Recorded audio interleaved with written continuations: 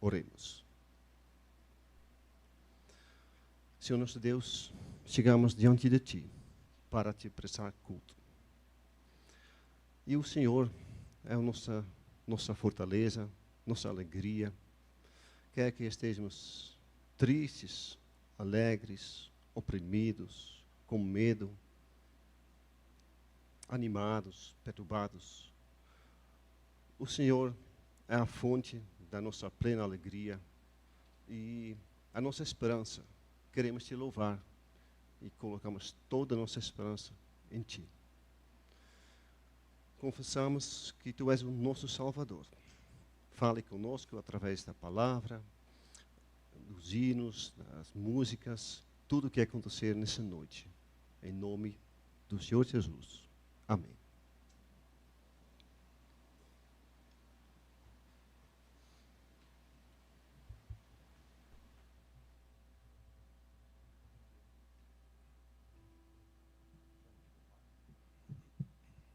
Graça e paz, meus irmãos. Vamos começar esse momento de cânticos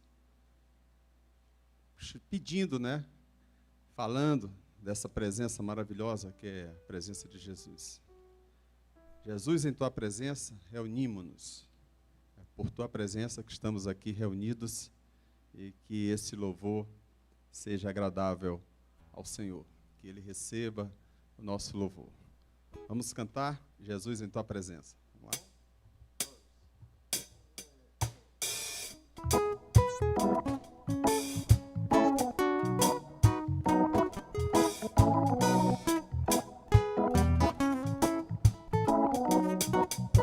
Jesus, Jesus em Tua presença, reunimos-nos aqui, contemplamos Tua face e rendemos-nos a Ti. De novo. Jesus em Tua presença, reunimos-nos aqui, contemplamos Tua face e rendemos-nos a Ti. Pois um dia a Tua morte trouxe vida a todos nós e nos deu completo acesso ao coração do Pai. E o véu que separava, já não separa mais. A luz que outrora apagada, agora brilha e cada dia brilha mais. Só pra Te adorar, fazer Teu nome grande, Te dar o louvor e Te dar o louvor que é devido. Diga, estamos nós aqui.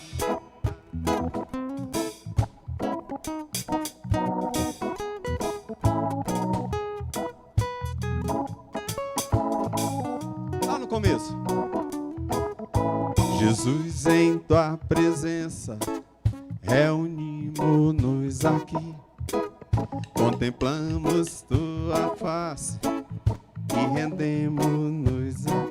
Pois um dia a Tua morte trouxe vida a todos nós e nos deu completo acesso ao coração do Pai. E o véu que separava, já não separa mais. A luz que outrora apagada, agora brilha e cada dia brilha mais. Só pra Te adorar e fazer Teu nome grande e Te dar o louvor e Te dar o louvor que é devido. Estamos nós aqui.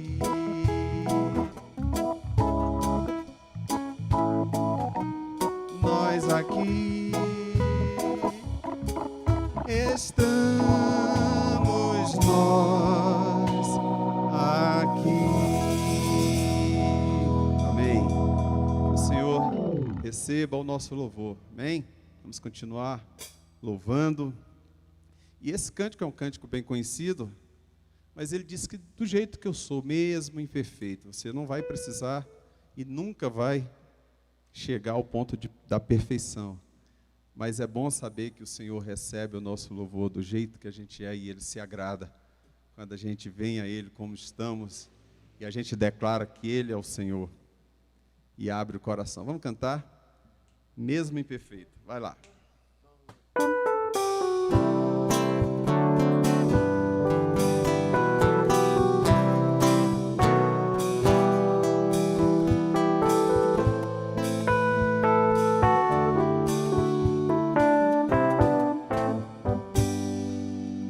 Mesmo imperfeito como sou, quero abrir meu coração e te louvar, te engrandecer, pois só tu és o meu Senhor. Mesmo sabendo quem eu sou, cuida de mim com teu amor, com tua paz enche o meu ser, com teu perdão renova-me.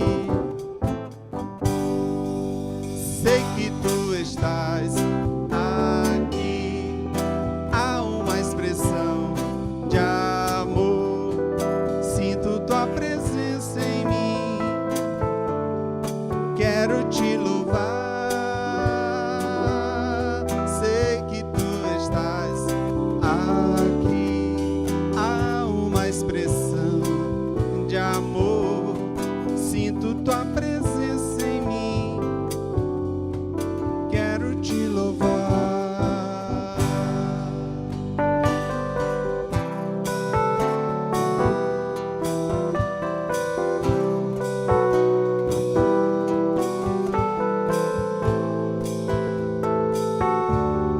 Lá no começo.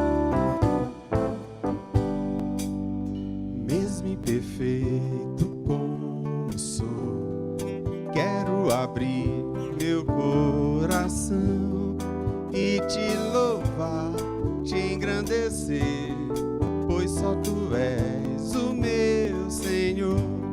Mesmo sabendo quem eu sou, cuida de mim com teu amor, com tua paz enche o meu ser, com teu perdão renova-me.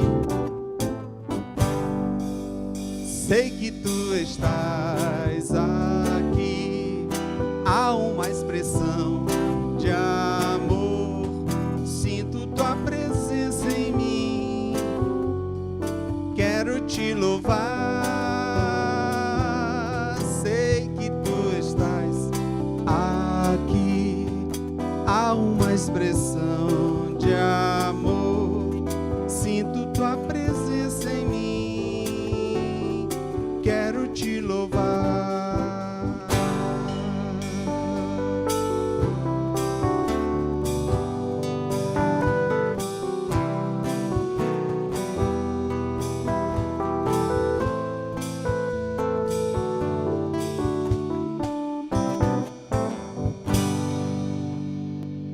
Amém. Minha vida entrego a Ti. É sempre tempo da gente renovar o compromisso com Deus. Entregar os sonhos, entregar os projetos. Seja um momento de entrega. Vamos cantar esse cântico bem conhecido. Faz de mim um vaso novo, um vaso de bênção em Tuas mãos.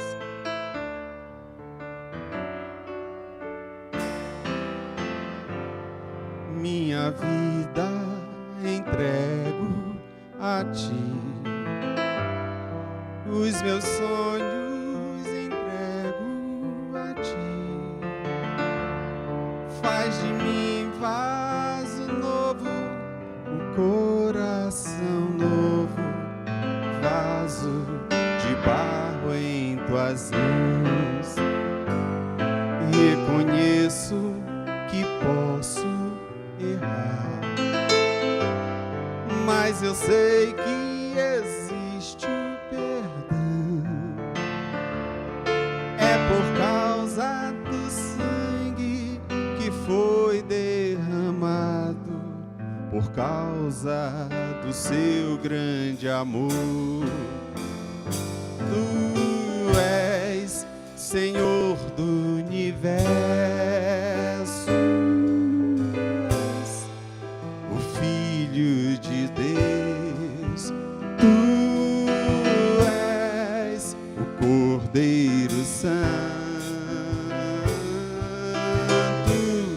que morreu numa cruz. Teu sangue é precioso, venceste a morte, estás assentado ao lado de Deus, Deus Pai.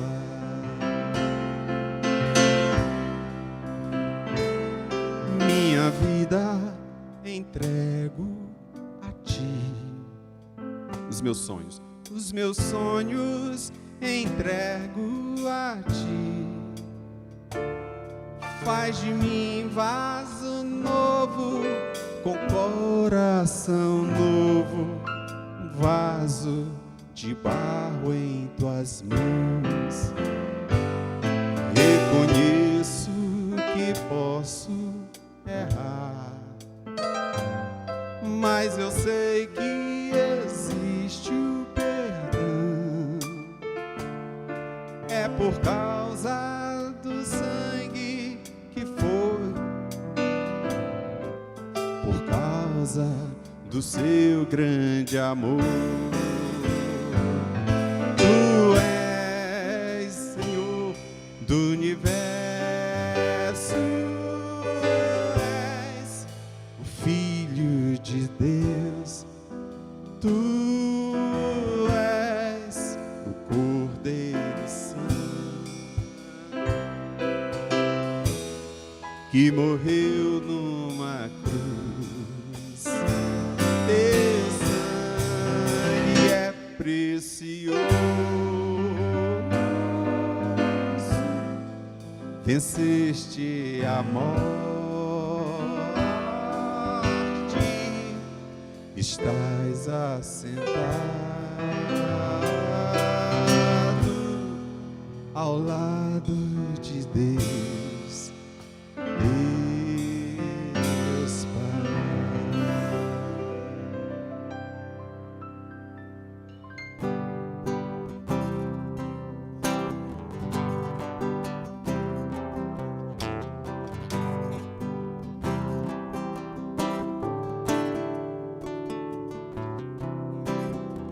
Não tenho tido tempo nem pra me dizer que estou sem tempo pra mim, sem tempo até pra olhar pra cima, a criatura olhando o Criador.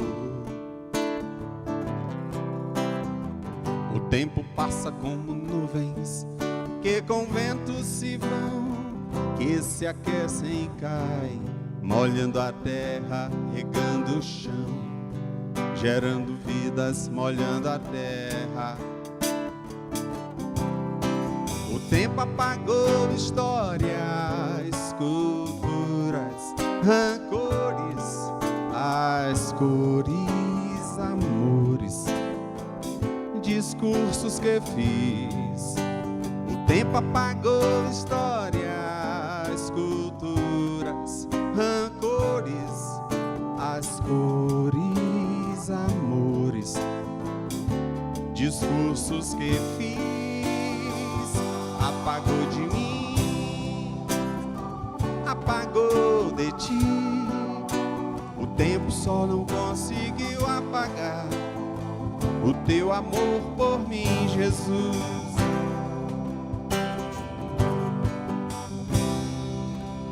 Não tenho tido tempo nem pra me dizer que estou sem tempo pra mim, sem tempo até pra olhar pra cima, a criatura olhando o Criador. O tempo passa como nuvens que com vento se vão, que se aquecem e caem, molhando a terra, regando o chão, gerando vidas, molhando a terra. O tempo apagou histórias, culturas, rancores, as cores, amores, discursos que fiz. O tempo apagou histórias, culturas, rancores, as cores, amores, discursos que fiz. Apagou de mim, apagou de ti. O tempo só não conseguiu apagar o teu amor por mim, Jesus. Apagou de mim, apagou de ti. O tempo só não conseguiu apagar o teu amor por mim, Jesus. Tempo só não conseguiu apagar o teu amor por mim, Jesus.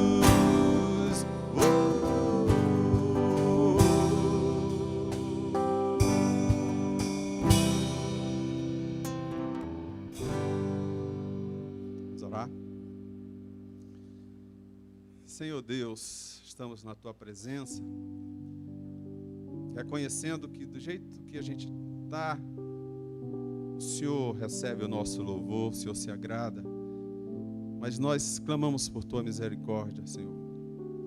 Trabalha a nossa vida, queremos caminhar com o Senhor, queremos não apenas cantar canções bonitas, mas queremos que essas canções saiam do nosso coração, que ela fale o que a gente quer dizer para o Senhor, o que a gente quer ser.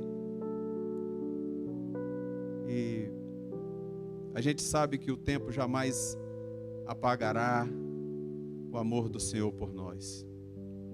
O Senhor é o mesmo ontem, hoje, amanhã, sempre. Muito obrigado por Tua presença no nosso meio.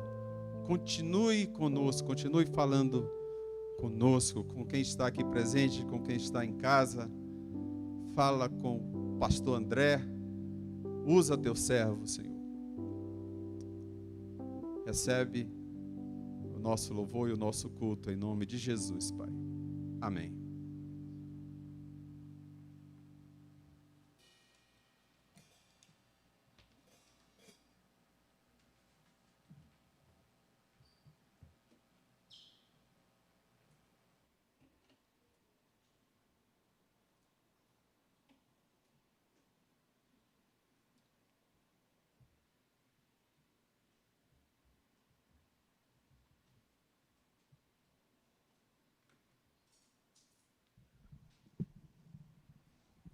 Boa noite, irmãos, irmãs, graça e paz. Boa noite você que nos acompanha de casa. Que a presença de Deus que a gente cantou seja sensível, que nosso coração se torne sensível à presença dEle sempre aqui conosco e essa presença nos renove, nos abençoe. Você que está aqui, está com seu filho, sua filha, a Carla vai descer com as crianças, fique à vontade para liberá-la.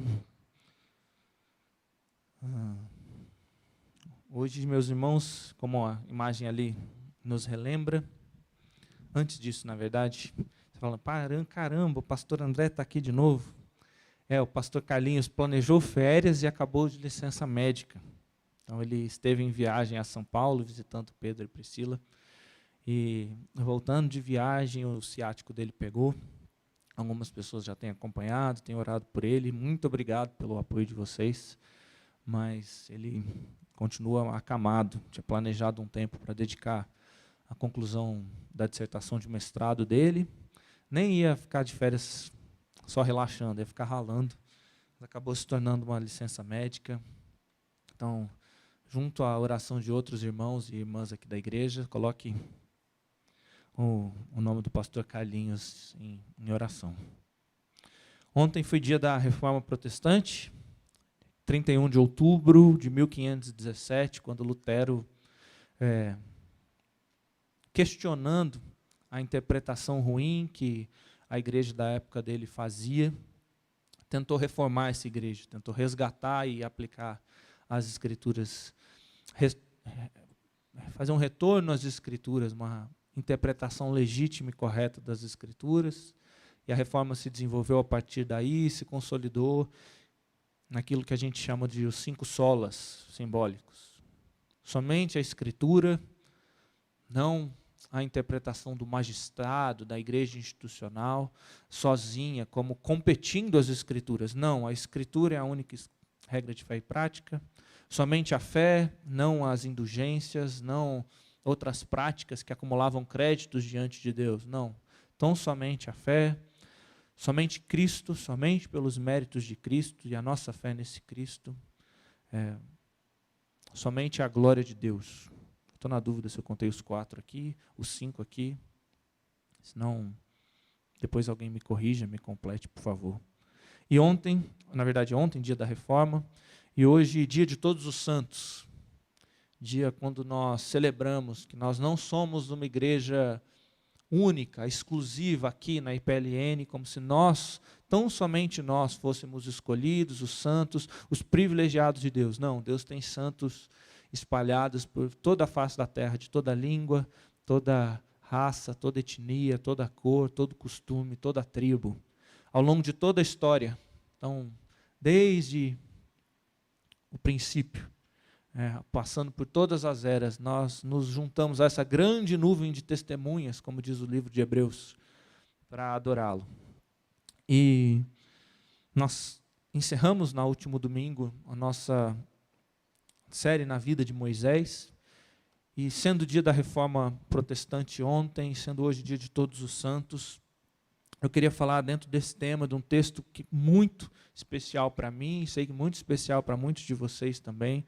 Queria que a gente falasse de Jesus reencontrando os discípulos no caminho de Emaús, um texto que registra uma passagem do domingo de Páscoa. Queria convidar a gente para refletir nesse tema. A gente vai explorar a narrativa desse texto, tendo em luz esse princípio do sola escritura, tendo em luz esse desejo de Deus de alcançar santos de diferentes lugares, de diferentes épocas. Eu convido a gente para olhar para o texto de Lucas, capítulo 24, versículos de 13 a 35, mas antes eu convido você a fechar os seus olhos, para que a gente possa pedir a visitação do Espírito Santo mais uma vez. Senhor Deus, nós sabemos que o Senhor está aqui. Cantamos e dirigimos louvores ao Senhor, já estamos desfrutando da Tua presença, desde o momento que nos reunimos aqui em nossas casas ao redor da Tua palavra. Fala conosco, ó Deus, fala conosco aqui nesse espaço, fala com cada família reunida ao redor da palavra, fala com cada irmão ou irmã que ouvia essa palavra em diferentes momentos. Nós necessitamos do Senhor, queremos afirmar isso agora. Se não for o Teu Espírito conosco, se não for o Espírito trazendo a presença de Cristo através do texto que revela o próprio Cristo, não adianta. Pelo nosso próprio esforço, a gente não vai ser transformado, a gente não vai vai ter um encontro verdadeiro com o Senhor. Então vem, Deus. Vem, sinta-se livre e à vontade ao nosso meio, desce, nos visita e nos transforma. Em nome de Jesus que nós oramos, para a glória de Jesus que nós oramos. Amém. Lucas 24, a partir do versículo 13, o Evangelho diz o seguinte: naquele mesmo dia, e o texto se refere ao domingo de Páscoa, ao domingo da ressurreição, o terceiro dia depois da sexta-feira na qual Jesus foi morto, naquele mesmo dia, domingo de Páscoa, 2 discípulos, estavam indo para um povoado chamado Emaús, a 11 quilômetros de Jerusalém. No caminho, eles conversavam a respeito de tudo que havia acontecido.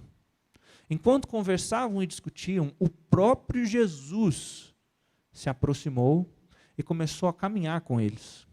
Mas os olhos deles foram impedidos de reconhecê-lo. Os olhos deles foram impedidos de reconhecê-los.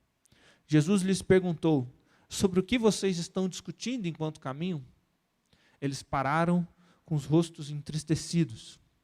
Um deles, chamado Cleopas, perguntou-lhe: você é o único visitante de Jerusalém que não sabe das coisas que ali aconteceram nesses dias? Que coisas? Perguntou Jesus. O que aconteceu com Jesus de Nazaré, responderam eles. Ele era um profeta, poderoso em palavras e em obras diante de Deus e diante de todo o povo. Os chefes dos sacerdotes e as nossas autoridades o entregaram para ser condenado à morte e o crucificaram. E nós esperávamos que era ele quem ia trazer a redenção a Israel. E hoje é o terceiro dia desde que tudo isso aconteceu. Algumas das mulheres entre nós nos deram um susto hoje. Elas foram de manhã bem cedo ao sepulcro e não acharam o corpo dele. Voltaram e nos contaram que tinham tido uma visão de anjos que disseram que ele estava vivo. Que susto! Alguns dos nossos companheiros foram ao sepulcro e encontraram tudo exatamente como as mulheres tinham dito, mas não o viram. E lhes disse: como vocês custam a entender e como vocês demoram a crer em tudo que os profetas disseram. Não devia o Cristo sofrer essas coisas para entrar na sua glória? E começando por Moisés e todos os profetas, explicou-lhes o que constava a respeito dele, a respeito de Jesus em todas as Escrituras. Ao se aproximarem do povoado para o qual estavam indo, Jesus fez como quem ia adiante, mas eles insistiram muito com ele. Fique conosco, pois a noite já vem, o dia já está quase findando. Então, ele entrou para ficar com eles. Quando estava à mesa com eles, tomou o pão e deu graças, e partindo, deu a eles. E os olhos deles foram abertos e o reconheceram, e ele desapareceu da vista deles. Perguntaram-se um ao outro: não estava ardendo os nossos corações dentro de nós? Não estava ardendo os nossos corações dentro de nós, enquanto ele nos falava no caminho e nos expunha as Escrituras? Levantaram-se e voltaram-se imediatamente para Jerusalém. Ali encontraram os 11 e os que estavam com ele reunidos, que diziam: é verdade, o Senhor ressuscitou e apareceu a Simão. Então os dois contaram o que tinha acontecido no caminho e como Jesus fora reconhecido por eles enquanto partia o pão. Esses discípulos são reencontrados por Jesus.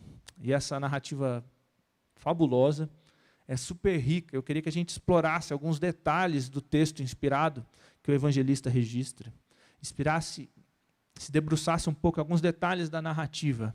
Sabe quando você analisa a narrativa no ensino médio, que tem personagem, tem tensão, tem cenário, tem tempo, esses elementos da narrativa?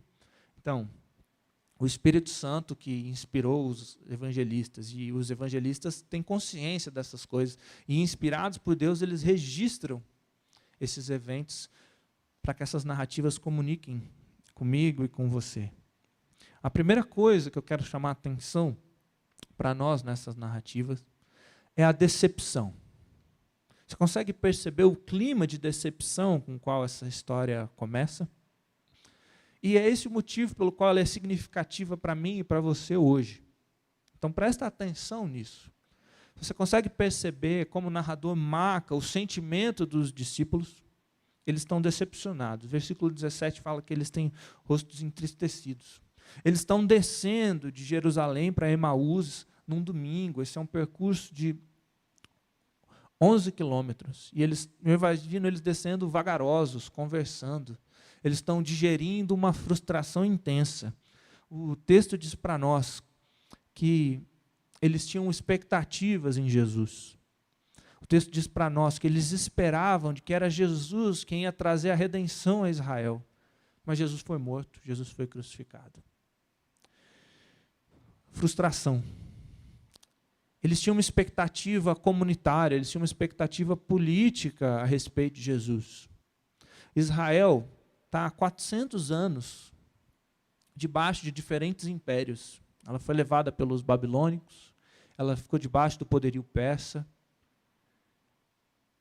depois ela ficou debaixo, aliás, dos assírios, depois dos persas, depois dos romanos. Tem sempre um outro império sobre o povo de Deus. E os soldados romanos abusavam dos judeus. E os soldados romanos tinham destituído o sacerdócio da ordem de Arão e colocado um outro sacerdote no lugar. E eles tinham que pagar impostos pesados aos romanos. Logo eles, o povo escolhido de Deus, logo eles, o povo sobre o qual o Senhor tinha libertado do Egito, conforme a gente viu, o povo sobre o qual o rosto de Deus brilhava, eles, os escolhidos de Deus, a semente de Abraão. Eles achavam que era Jesus quem ia libertar ele dos romanos, porque, vocês sabiam, Jesus tinha ressuscitado um morto, Jesus ressuscitou Lázaro. Imagina alguém que ressuscita os mortos liderando um exército. Não ia ter para ninguém. O poderio romano impungia morte sobre eles. Imagina Jesus liderando esse exército, ressuscitando os mortos que os romanos. Como que a gente lutaria com isso? Esses discípulos eles estão frustrados, eles achavam que Jesus ia ser o grande Messias, o líder político, o descendente de Davi, que ia retomar esse poder institucional, esse poder étnico, esse poder nacional. E a expectativa deles terminou na vergonha da cruz. Os líderes religiosos, os sacerdotes, as autoridades romanas sobre eles, crucificaram Jesus de Nazaré. Isso foi há 3 dias. Que sábado doloroso foi esse que eles ficaram junto dos discípulos, temendo os judeus, porque eles eram seguidores de Jesus. E agora no domingo, o que sobrou para a gente foi voltar para Emaús, foi retornar para o nosso vilarejo. Quanta energia que foi gasta. O texto não diz para a gente há quanto tempo eles seguiam Jesus, mas imagina que você ia vendo esse profeta, poderoso em palavras, poderoso em obras, fazendo os sinais. E eles provavelmente abandonaram a vila deles e passaram a seguir Jesus, querendo ser aprendiz de Jesus, com essa ardente expectativa. Esse é o líder que vai derrubar Roma. Mas não era só a expectativa comunitária, tinha toda a energia pessoal que eles tinham colocado ali. E não deu em nada. E eles viram isso terminar na cruz. O poder religioso judeu, o poder imperial de Roma, frearam Jesus de Nazaré. Ou será que foi a permissão de Deus? Sabe, esse sentimento, a gente conversou um pouco sobre essas frustrações, sobre essas limitações, esses projetos pessoais, ou esses projetos comunitários, que a gente investe muita energia e Deus permite que seja frustrado. E que outras forças maiores do que nós chega e bloqueia, e encerra. E a gente fica entristecido pelo caminho, meio sem saber para onde ir, e acaba voltando, provavelmente, de onde a gente veio. O texto continua. A gente entende um pouco mais da condição daqueles discípulos. Eles falam no versículo 22, algumas das mulheres nos deram um susto. Elas foram até a tumba, elas foram até o sepulcro. Jesus não estava lá. E elas falaram que viram uns anjos assim, mas será? Você percebe o ceticismo aqui? A gente já tinha testemunhas da ressurreição, as mulheres já tinham ouvido dos anjos, já tinham tido a esperança renovada. Mas os companheiros, os homens, foram até lá, estava tudo do jeito que as mulheres falaram, mas eles não viram anjo nenhum, eles não viram Jesus, então a gente está aqui, a gente está voltando, a gente está entristecido pelo caminho. Aqui tem ceticismo, aqui tem dúvida, aqui tem abandono. Esses caras saíram da igreja, esses caras saíram da comunidade dos discípulos. Eles estão voltando para Emaús. Eles pularam do barco, eles abandonaram o grupo. Um grupo ficou lá em Jerusalém. Esse grupo ouviu das mulheres a pregação, mas esses 2 aqui, eles não acreditaram, eles são céticos, eles têm as dúvidas. Eles abandonaram. A gente já conversou sobre ceticismo e dúvida esse ano a partir da experiência de Tomé. Eu acho que aqui talvez tenha até uma outra camada sobre esses discípulos, né? Rola um preconceito aqui. Eles não ouviram as mulheres. Jesus escolheu se revelar às mulheres ali no sepulcro, deu a elas a responsabilidade de anunciar aos discípulos, mas esses discípulos, olha o versículo 24, bom, as mulheres disseram que Jesus está vivo, e alguns dos nossos companheiros até foram até o sepulcro, estava tudo do jeito que as mulheres disseram, mas eles não tiveram essa visão não. Então, já é o terceiro dia que ele morreu, vamos chorando, vamos sofrendo, vamos triste, de ladeira abaixo, né? Caminho abaixo. Olha a geografia do texto aqui, comunicando alguma coisa. Esse sentimento triste, esse sentimento pesado, esse sentimento vagaroso, 11 quilômetros abaixo. Jerusalém é acima de Emaús geograficamente. Eles estão descendo, eles estão nesse movimento triste. Jesus se coloca no lado deles, nessa atmosfera de decepção, nessa atmosfera de frustração, que muitas vezes a gente também sente. Jesus se coloca do lado deles, e eles são impedidos de reconhecê-lo. Por quê? Essa é uma pergunta constante, todos os comentaristas discutem isso. Será que a idolatria deles, nessa expectativa política de que Jesus ia ser um Messias étnico, um Messias nacionalista, que ia libertar Israel, será que é isso que impede eles de reconhecerem? Será que é a tristeza? Será que é ter visto a morte, ter visto toda essa energia que eles depositaram nessa expectativa frustrada e agora eles não conseguem reconhecer Jesus? Será que é um efeito direto de um pecado deles que bloqueia os olhos? Será que é uma condição emocional? Será que, para além dessas coisas, esse é um recurso literário que Lucas está usando? Os olhos fechados são sinônimo de falta de entendimento ao longo de toda a Bíblia. Talvez seja tudo isso. Eles não reconhecem Jesus. E nessa atmosfera de decepção, e nessa atmosfera desses discípulos frustrados, nesses discípulos céticos que não ouviram a pregação da ressurreição, não aceitaram, esses discípulos que abandonaram a comunidade dos apóstolos, esses pecadores, assim, que rolou um coração duro ali, não ouviram a palavra da ressurreição. O que Jesus faz? É bonito a gente perceber o que Jesus faz. Jesus, ele se aproxima. Jesus, ele caminha junto, né? O versículo 15 quase que coloca exatamente esses termos para nós.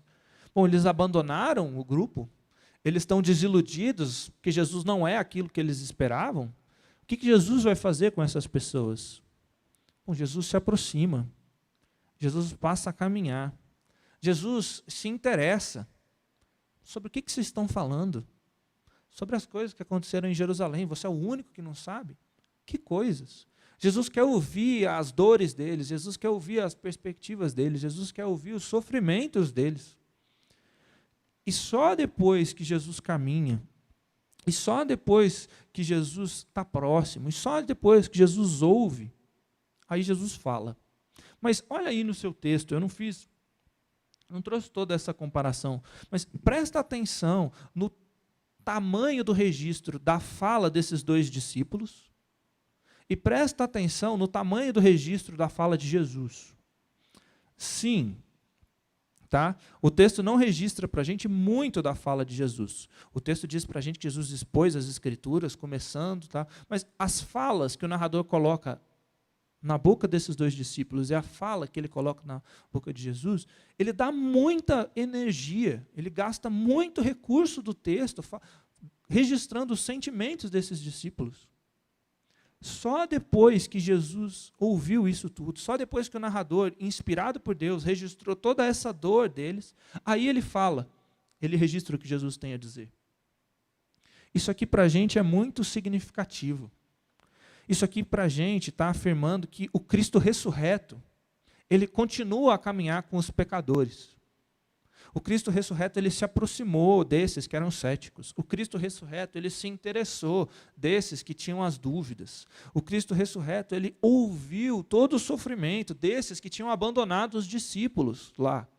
Desses que desobedeceram, porque se a gente ouve o relato da ressurreição, eles as mulheres vão, se a gente ouve e cruza os diferentes textos, o que as mulheres sobem e falam é que eles devem ir em direção à Galileia para encontrar Jesus lá. E depois a gente vai ficar sabendo que Jesus fala para eles esperarem em Jerusalém. Só que esses discípulos não, esses discípulos, bora para Emaús, porque as expectativas foram frustradas. Não era isso que eu queria. Não era um Cristo na cruz que eu esperava que ia terminar. Mas esse movimento descendente de Jesus, que aqui é geográfico, que aparece ressurreto de Jerusalém, descendo para Emaús, ele não é só na encarnação, como o apóstolo Paulo registra para a gente em Filipenses. Não é só quando ele se encarna, quando ele nasce, quando ela aceita essa condição humana, que ele não se apega ao fato dele ser igual, ter a mesma natureza de Deus, ser o próprio Deus, mas ele se faz servo até servo obediente, né? Até as consequências da cruz, até a morte. Esse movimento de descer, que a gente também conversou no Êxodo, né? Por isso eu vi o sofrimento do meu povo e desço. Esse movimento não é apenas de Deus no Antigo Testamento, não é apenas de Deus no Novo Testamento, na encarnação de Jesus, esse continua sendo o movimento do Cristo ressurreto. O Cristo ressurreto, ele continua a caminhar ao lado dos pecadores, ao lado dos frustrados, ao lado dos que abandonaram e não ouviram a pregação. Isso é significativo. Você percebe a ordem das ações? Jesus se aproxima, Jesus caminha junto, depois Jesus se interessa, Jesus ouve, e só depois Jesus fala. É Lucas quem está concluindo o relato do Evangelho. E é interessante que o próprio Lucas depois registra a ação de Paulo, depois que se tornou apóstolo, um líder da igreja primitiva, vai a Atenas. E o movimento de Paulo em relação aos atenienses é muito parecido. Ele passeia na cidade, está em Atos 17, ele olha para onde qual é a ênfase, né, da atenção dos atenienses, ele percebe a religiosidade dos atenienses, ele percebe os muitos ídolos dos atenienses, ele caminha com eles, ele observa, ele ouve, e depois ele fala, a partir da realidade dos atenienses. Você percebe a ordem das ações? É muito significativo. É esperado que, como discípulos, como imitadores de Jesus, a gente aprenda com essa ordem. De repente, vai ter gente frustrada ao longo do caminho. De repente, a gente tem gente que vai estar descendo, vai estar indo ladeira abaixo, inclusive emocionalmente. Mas o Cristo ressurreto, ele se coloca ao lado deles. Mas André, mas pastor, mas eles abandonaram, eles não estão seguindo o que a pregação falou, eles não estão ouvindo o testemunho da ressurreição. Eu sei. Cleopas e o anônimo, que talvez seja anônimo para a gente se colocar no lugar dele, também não. Mas o Cristo ressurreto, ele ainda caminha junto com os pecadores. E o que Jesus fala? Porque Jesus se aproxima, Jesus ouve, Jesus se interessa, e só depois ele fala. O processo todo é significativo. Jesus, ele se encarna, ele se contextualiza, ele se coloca aqui na posição dessa atmosfera de decepção, e depois ele fala. O processo é interessante, mas o que ele fala quando ele fala? Versículo 25 ensina para a gente. Como vocês custam a entender e como que vocês demoram a crer em tudo que os profetas falaram. Não devia o Cristo sofrer essas coisas para entrar na sua glória? E aí, começando por Moisés, não é? Talvez uma conexão com tudo que a gente viu, e todos os outros profetas, explicou-lhe no que constava a respeito dele, o próprio Jesus, em todas as Escrituras. Não era bem isso que eu esperava, né? Depois de toda essa ênfase nesse movimento, assim, se aproximar, ouvir, respeitar a dor, querer entender o outro. Como que vocês custam a entender e demoram a crer? Mas esse Cristo que reencontra os apóstolos nessa atmosfera de decepção, o instrumento que ele usa é a Escritura. E aí presta atenção aqui no que o evangelista está dizendo para a gente, o que ele registrou. Ele poderia ter chegado, ter falado que Jesus desceu, ouviu toda a dor dos apóstolos, dos discípulos, ali de Cleopas e o anônimo, e deu um abraço neles. Ele poderia. Ele poderia ter falado que a reação de Jesus ao ver tudo aquilo foi fazer um grande milagre ali, e aí eles falaram, caraca, é Jesus. Ele poderia. Mas Jesus expôs as Escrituras. E mais, Jesus deu um banho de Antigo Testamento, né?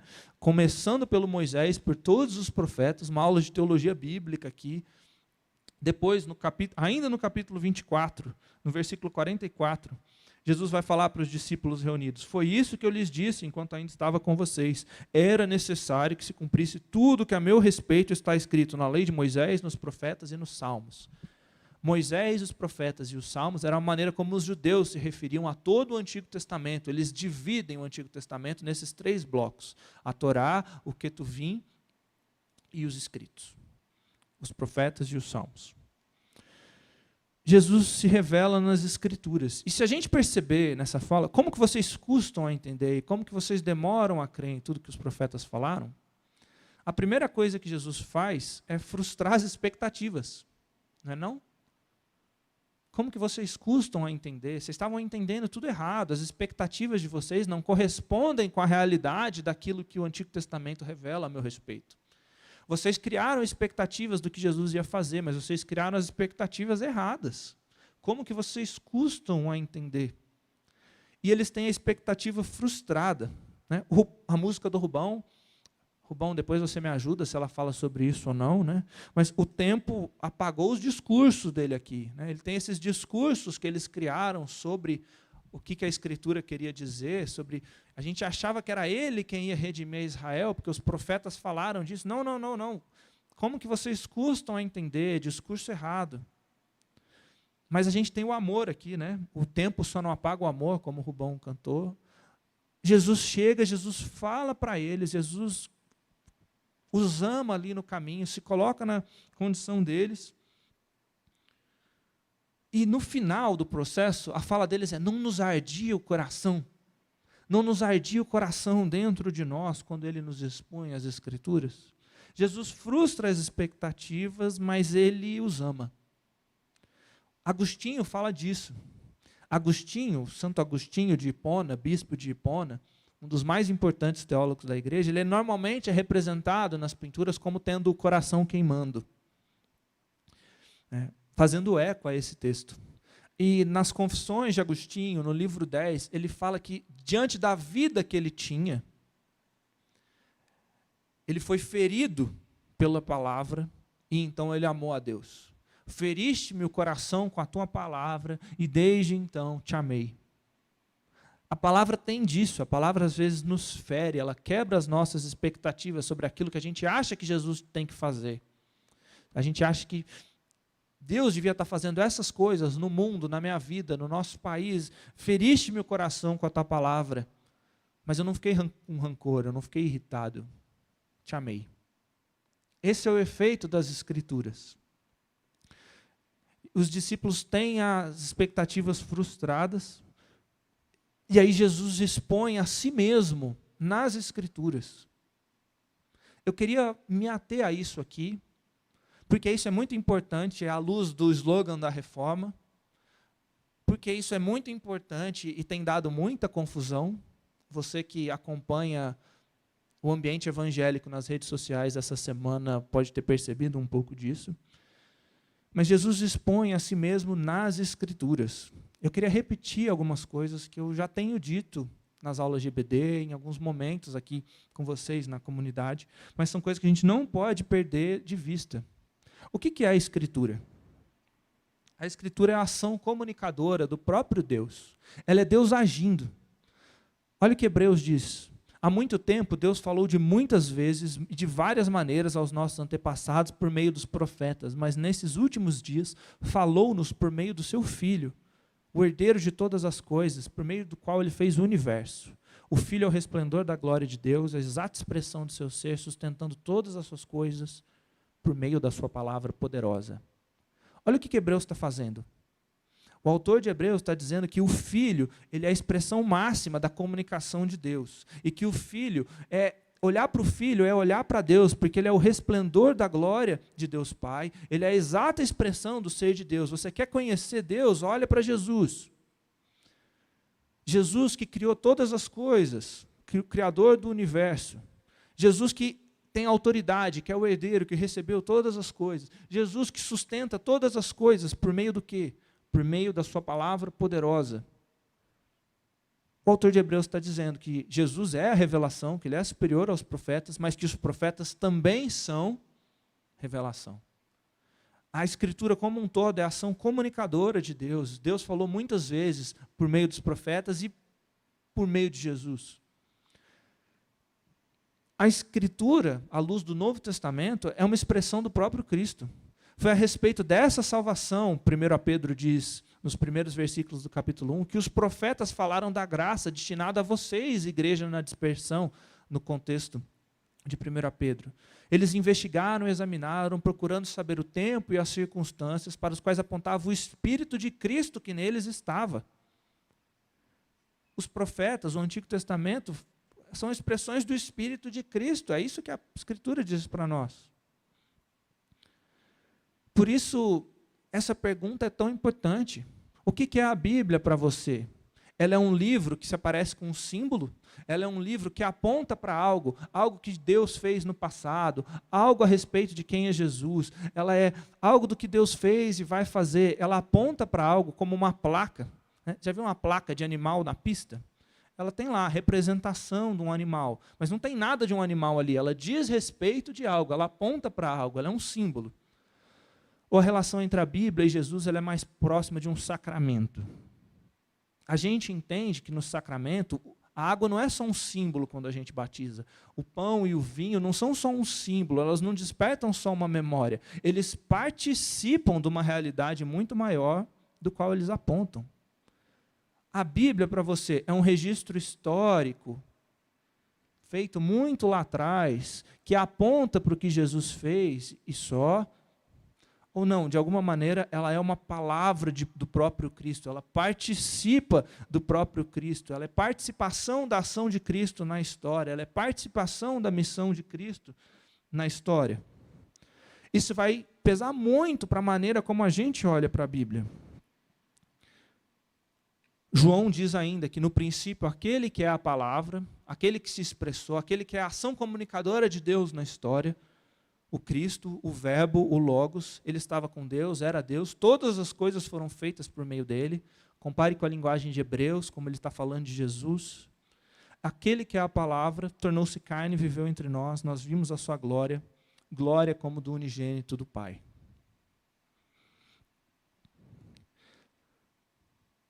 Está vendo como existe uma relação entre o Verbo encarnado, o Verbo revelado e a criação?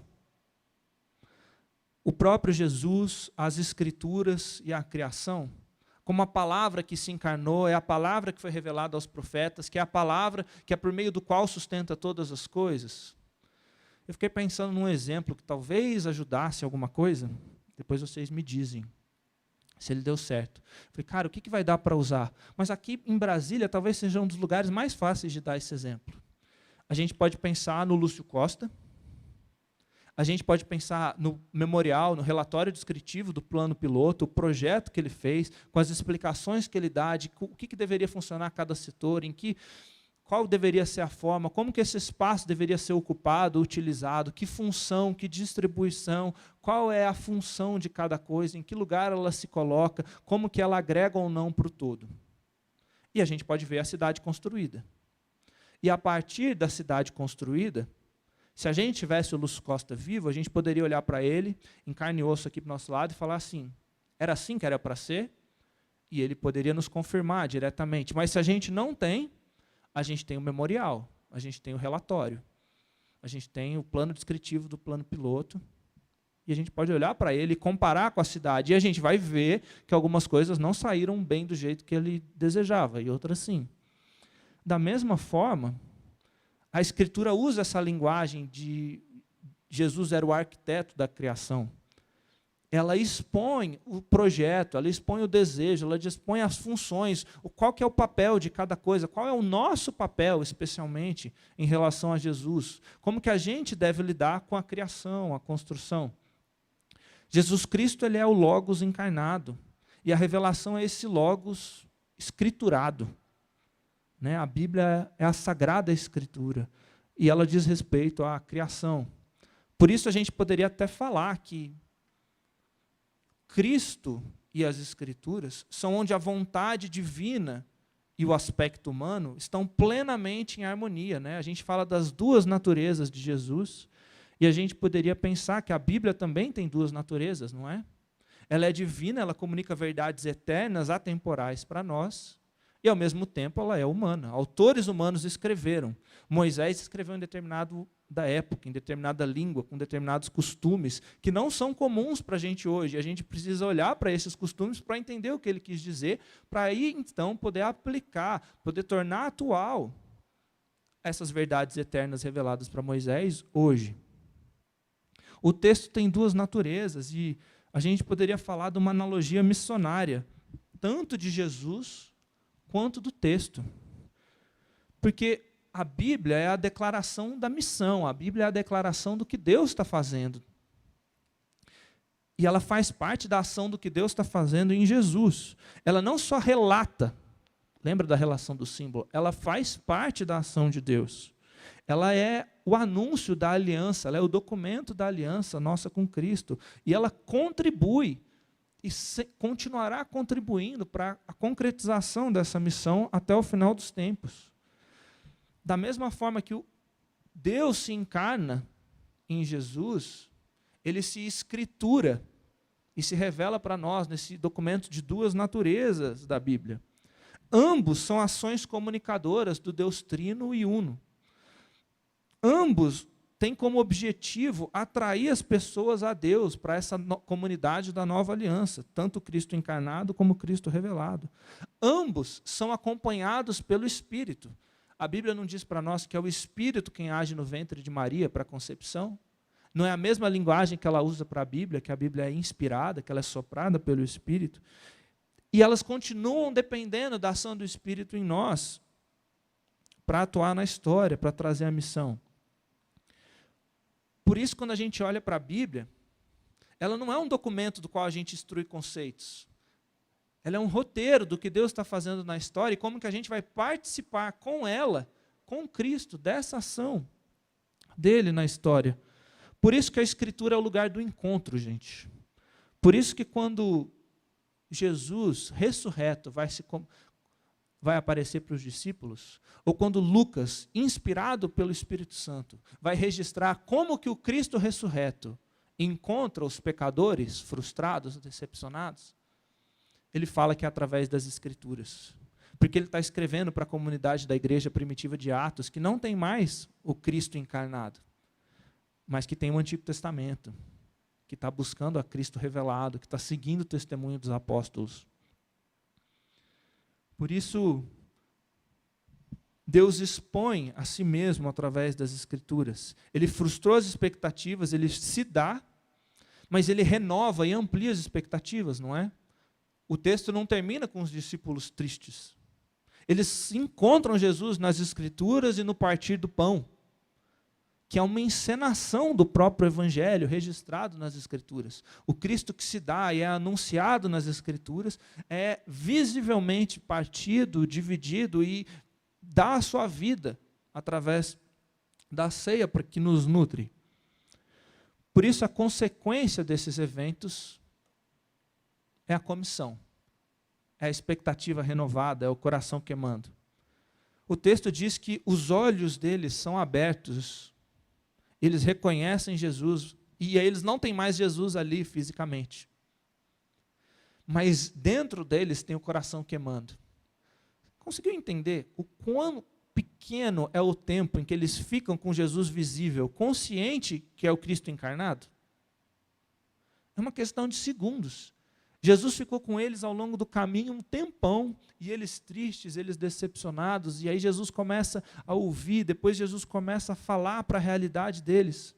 E aí eles insistem para que Jesus fique, porque já é quase noite, e quando Jesus está com eles, à luz de tudo que Jesus falou, ele parte o pão, não é? Olha como a ceia é associada à palavra, aí os olhos deles são abertos, eles reconhecem, e aí eles falam: não nos estava ardendo o coração dentro de nós. eles saem da decepção para o coração queimando. A consequência aqui é que o propósito deles é totalmente renovado. Não nos ardia o coração dentro de nós. Você já ficou nessa expectativa assim, violenta, ansiosa, feliz por uma viagem, por algo que vai acontecer? Ou já foi renovado de uma tristeza profunda? É desse sentimento. Não nos ardia o coração dentro de nós?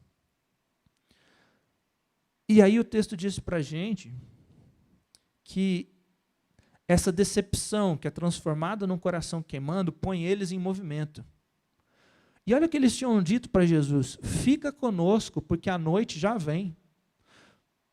O narrador está marcando a mudança de cenário, da descida deles de Jerusalém para Emaús, mas está marcando as mudanças no tempo. A noite já vem. A noite, ao longo de toda a Escritura, é às vezes, com frequência, está associada a um momento de sofrimento, não é? O salmista fala ainda que ele passa pelo vale das sombras da morte, sem luz. Jesus, na crucificação, o céu se apaga, não é? Ele se escurece, é como densas trevas como a noite. Ao longo de todos os salmos, essa imagem vem assim, noite adentro, a noite já vem. E eles queriam que Jesus ficasse, porque como que Jesus ia prosseguir a viagem sem luz? Mas agora, com o coração queimando, depois de reconhecer o Cristo ressurreto, eles se levantam e eles sobem imediatamente para Jerusalém. Reanimados, mesmo em meio aos problemas, mesmo em meio à escuridão, eles sobem. Eles passaram talvez a tarde inteira descendo, sofrendo, chorando, entristecidos, mas reanimados pela palavra, tendo encontrado o Cristo ressurreto na palavra e na ceia, eles sobem. O caminho vai ser bem mais difícil, né? Era descida durante o dia, agora é subida durante a noite, mas o sentimento é muito diferente. Eles retornam para Jerusalém, eles retornam para o lugar da missão, né? Mateus 28 fala Jesus comissiona os discípulos para enviá-los por toda a terra, e Atos 1 vai dizer que eles vão ser testemunhas em Jerusalém, na Judéia, em Samaria, até os confins da terra. Em Jerusalém é onde eles deviam esperar a descida do Espírito Santo. Em Jerusalém é o lugar da missão, e eles sobem contagiados com a pregação, contagiados, e aí eles confirmam ali com os 11 que o Cristo ressurreto continuou com eles, frustrados, decepcionados, pecadores, e foi buscar eles ao longo do caminho. Por isso, para terminar, eu queria questionar para você, e questionar o meu coração, e questionar o seu coração hoje. Nós fomos encontrados pelo Cristo ressurreto por meio das Escrituras? Porque é encontrar o Cristo nela, o Cristo que está presente nela, o Cristo no qual ela tem a sua origem, o Cristo no qual ela tem a sua finalidade. É através dela que a gente vai encontrar Jesus. A gente foi encontrado, a gente foi reanimado, o nosso coração queima. Porque se não queima, pode voltar para ela, porque é ali que a gente vai encontrar Jesus. É ali que o Cristo ressurreto, que não vai ficar mais presente entre os discípulos corporalmente, é por meio do texto que ele fala. Isso não é inédito, como a gente viu. Vocês lembram qual era o centro da presença de Deus no meio do povo no Antigo Testamento? A gente conversou sobre isso no relato da vida de Moisés. Era a Arca da Aliança. Você lembra o que tem dentro da Arca da Aliança? As tábuas de pedra, a palavra de Deus, o documento da aliança. A Bíblia é coerente, ela é formidavelmente bela e coerente nisso. A gente retornou à comunidade de fé, porque é na comunidade de fé que o coração queima e ele não se apaga. É isso que o autor de Hebreus fala, né? Que aqueles que deixam de congregar são como o carvão que começa a apagar, assim. Porque é na comunidade, Deus tem prazer, a sua palavra não é dirigida a indivíduos, a sua palavra é dirigida ao povo, e ele tem prazer de como povo a gente se reúne. A gente aceitou o convite de ser testemunha em Jerusalém, em Judéia, Samaria, até os confins da terra. A gente se pôs em movimento. E se a gente se pôs em movimento, assim como o Cristo revelado nas Escrituras e o Cristo encarnado, a gente é contextual? Porque isso é importante de pontuar, né? Isso acaba sendo motivo de grande confusão às vezes. Toda vez que Deus falou e se escriturou, se revelando nas Escrituras, ele foi contextual, ele falou para uma cultura específica, ele usou a linguagem daquela cultura, ele falou de acordo com os costumes daquela cultura, às vezes para consolar, às vezes para desafiar, quase sempre chamando ao arrependimento, sempre chamando para a aliança com ele, na linguagem, numa cultura específica. Quando Cristo encarnou, ele não falava a língua dos anjos, usava uma roupa diferente e saiu desfilando aí o seu esplendor. Não, ele foi um ser humano, 100% ser humano, ele aprendeu uma cultura, ele falou para aquela cultura, ele pregou para a cultura dele. As imagens eram rurais, as imagens eram de ovelha, eram de grão de mostarda. Quando Paulo vai falar para uma geração depois, num outro cenário, num cenário mais grego, mais romano, as imagens são de soldados, são de maratonistas, são de prédios. As imagens de Paulo são diferentes das de Jesus.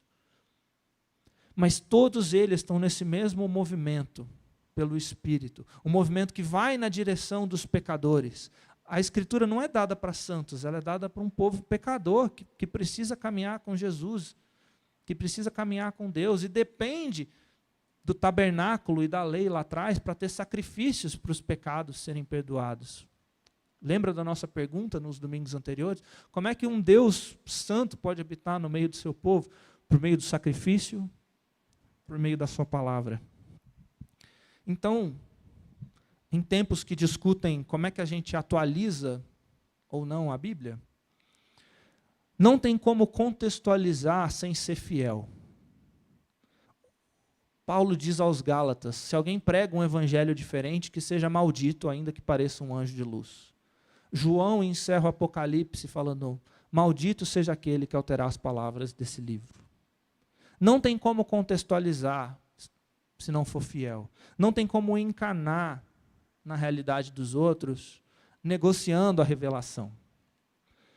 Mas não tem como ser fiel sem se contextualizar. Não tem como achar que os costumes, a realidade, a língua dos outros, a cultura brasileira para a qual a gente fala, que a gente não precisa comunicar. Não adianta querer tocar os salmos com lira, em hebraico, fingindo que nós somos o povo do século VI a.C. Não adianta querer ler as cartas e querer aplicar todos os costumes do jeito que eles estão ali. Porque a Escritura é divina, sim. E ela tem essa natureza de revelar as verdades eternas de quem Deus é, quem nós somos e como nós vamos nos relacionar com Ele. E a gente precisa ter muita atenção se a gente não está mudando essas verdades, apresentando um Cristo diferente, sugerindo uma humanidade diferente, um relacionamento com Deus diferente. Mas ela é contextual. E ela vai sempre na direção de participar daquilo que Deus está fazendo, da missão, de se colocar no caminho dos pecadores. Ela falou em línguas específicas, em tempos específicos. Jesus se encarnou em línguas específicas, em tempos específicos, numa cultura com dilemas e problemas específicos. É claro que ele não atendeu todos esses dilemas. Ele não satisfez a expectativa deles, não é? Feriste-me com a tua palavra e eu te amei. Contextualizar não significa que a gente vai relativizar, ou que todos os nossos planos vão ser satisfeitos, ou que a gente vai se adaptar a tudo. Mas a gente vai se encarnar, a gente vai se colocar ao lado dos pecadores, porque Cristo se colocou ao nosso lado, porque Cristo nos visita nas nossas dores, nos nossos sofrimentos, e porque Cristo nos oferece uma esperança maior. É muito engraçado pensar nisso, né? Esses discípulos, eles descem frustrados e sobem felizes. A descida é muito mais fácil, ela é um movimento natural, você vai, está de dia. Jesus frustra eles, ele não vai ser o Messias político que ele esperou. Mas eles sobem com uma esperança muito maior, porque eles entendem que era a respeito de Cristo que falava todas as Escrituras, porque eles entendem que a expectativa deles estava errada, mas o que Jesus está fazendo é muito maior, que a realidade da ressurreição é algo muito maior. E aí o medo de Roma vai embora, e aí o medo das autoridades religiosas judaicas vai embora, e eles sobem. Eles sobem mesmo que seja noite adentro. É isso que a gente quer ser aqui na IPLN. A gente quer participar desse movimento, que mesmo noite adentro, mesmo na direção contrária, mesmo com os dilemas da vida, a gente está baseado numa esperança maior. Mesmo se o mundo todo estiver em crise, a gente vai querer ser um pequeno Cristo num mundo em crise.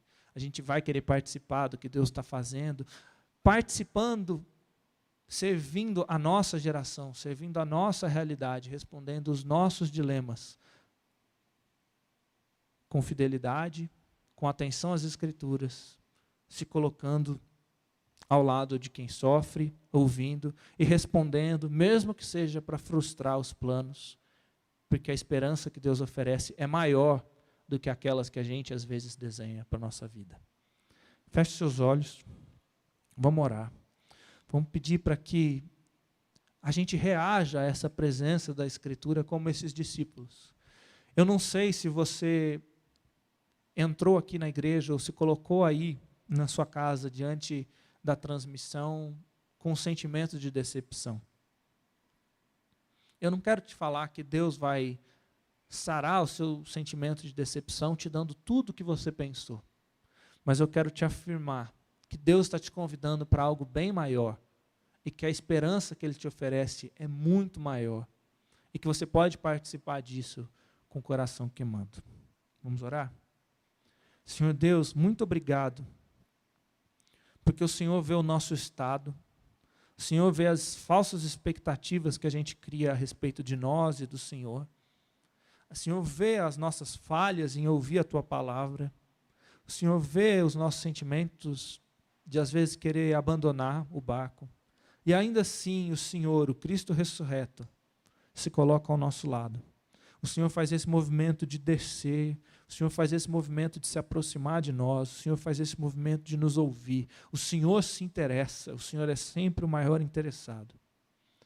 E aí o Senhor fala, o Senhor expõe a Tua palavra, o Senhor nos lembra que a história é muito maior do que nós mesmos ou o nosso momento, que Roma não é tão importante assim, que o Senhor está fazendo coisas muito maiores. Faz queimar, Deus, o nosso coração. Que a Escritura seja o lugar do encontro, seja o lugar de teu coração ardendo. E que, inflamados pela Tua presença e pela Tua palavra, a gente suba